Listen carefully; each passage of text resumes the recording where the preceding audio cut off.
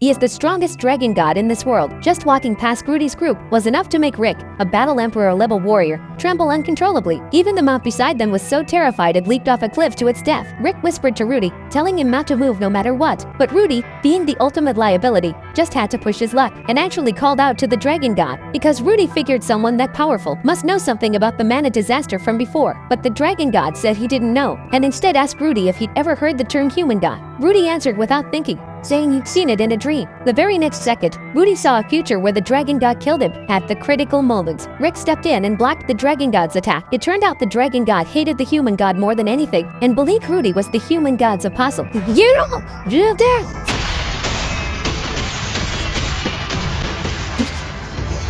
Even though Rick's attack speed was lightning fast, the dragon god could block and counter at the same time. The gap in their strength was painfully obvious. Seeing this, the dragon god stopped playing around and slammed a punch straight into Rick's abdomen, then followed up with a heavy blow to his head. Watching Rick lose consciousness, Rudy finally realized just how badly he had messed up, but it was far too late for regret. Just as Rudy was about to be killed, Alice threw herself forward and slashed at the dragon god. Unfortunately, the difference in power was overwhelming. With a casual strike, Alice was sent flying dozens of meters into a distant wall. In the dragon god's eyes, they were nothing more than ants. Seeing all his companions fall, Rudy stared at the dragon god in terror. Once again, he foresaw his own death. The crushing sense of reality made Rudy instinctively clutch his head, and at that moment, the dragon god grabbed Rudy by the abdomen. The next second, Rudy was shaken so violently he spat out blood. The dragon god told Rudy to pass a message to the human god. Tell him that the dragon god Orsted will definitely kill you. With that, the dragon god spared Rudy, leaving him barely alive. But Rudy still failed to understand his own limits and continued to tempt death, actually trying to attack the dragon god. Unfortunately for him, the dragon god was already prepared. Even so, the dragon god was surprised. He hadn't expected Rudy to cast magic without chanting. He guessed Rudy must have gained that power from the human god. But before he could finish speaking, Rudy launched another attack.